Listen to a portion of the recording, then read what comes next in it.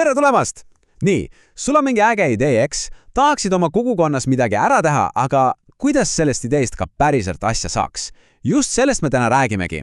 Kuidas seada eesmärke, mis reaalselt ka midagi muudavad? Okei, lähme kohe asja kallale. Ma näidan sulle kohe nimekirja projektidest. Kõik on iseenesest head mõtted, aga proovi mõelda, mis neid kõiki ühendab. Mis on see üks ühine joon?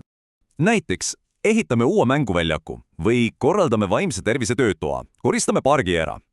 Kõik kõlavad ju super hästi, on ju. Täpselt sellised asjad, mida aktiivsed inimesed oma kodukohas teevadki. Aga siin on üks väike konks. Ja siin see konks ongi. See, mis neid kõiki ühendab, on see, et need on tegevused, mitte eesmärgid. Ja see, uskuge mind, on üks kõige levinumaid vigu, mistõttu nii paljud head algatused tegelikult soovitud tulemust ei anna. Me kutsume seda, tegevuste lõksuks. Ja nüüd vaatamegi natuke lähemalt, miks see vahe tegemine tegevuste ja päriselt mõjuvate eesmärkide vahel on nii uskumatult oluline. Mõtle sellest niimoodi. Tegevused, see on see, mida me teeme. See on protsess, need on ülesanded. Need vastavad küsimusele, kuidas. Aga eesmärk, see on see, mis muutub. See on tulemus, see on mõju. Eesmärk vastab küsimustele, miks ja milleks me seda kõike üldse teeme. Nii, et kui sa tahad sellest tegevuste lõksust välja saada, siis on üks kuldne küsimus, mida endalt alati küsida.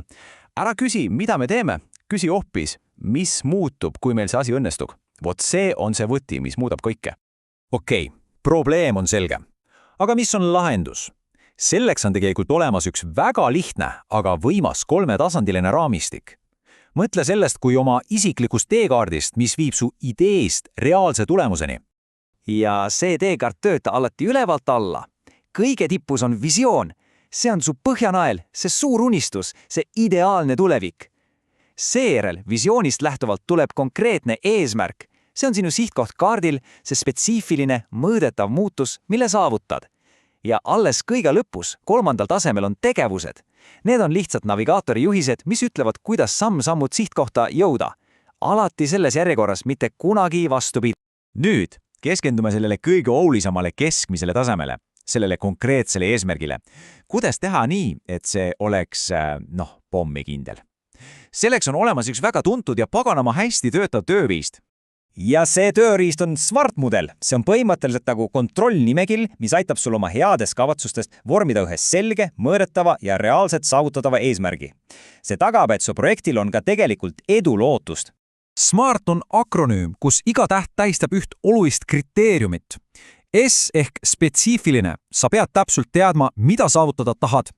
M ehk mõõdetav, kuidas sa tead, et oled kohale jõudnud. A ehk saavutatav, kas see on üldse realistlik. R ehk relevantne, kas see on sinu visiooniga seotud ja oluline. Ja lõpuks T, ajaliselt piiritletud, millal see peab valmis olema, ilma tähtajata jäävadki asjad venima. Okei, teooria on tore, aga vaatame, kuidas see päriselus töötad. Võtame ette ühe konkreetse näite, mis on pärit ka meie allikamaterjalidest, vaimse tervise projekt. Nii, kujutame ette, et algne idee on selline. Suurendada kutsekooli noorte teadlikkust vaimsest tervisest. See on hea algus, eks? On suund olemas. Aga see pole veel kaugeltki eesmärk, see on liiga üldine. Ja siin me näemegi neid tasandeid. On olemas visioon, toetav koolikeskkond, kus kõik on hästi. Suur pilt.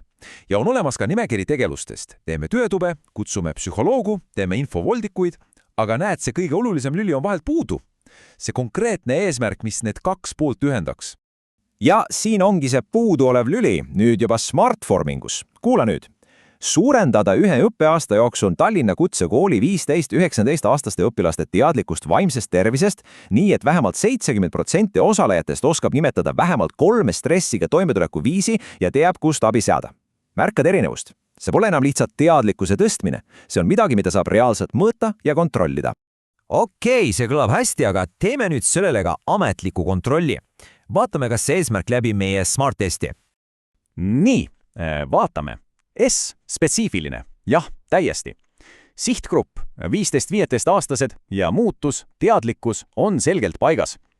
M, mõõdetav, absoluutselt. Meil on konkreetsed numbrid, 70% osalejatest ja 3 toimetuleku viisi.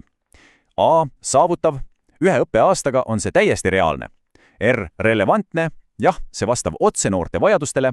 Ja T, ajaliselt piiritletud, jah, 1 õppeaasta on selge tähtaeg. nii et jah, test on hiilgamalt läbitud. Nüüd oleme teooriast ja näitest läbi käinud, aga kõige olulisem osa tuleb nüüd. Kuidas sa seda kõike enda jaoks tööle paned? Fookus tagasi sinu ideedele. Kui sa sellest kõigest siin ainult ühe asja meelde jätad, siis palun olgu see.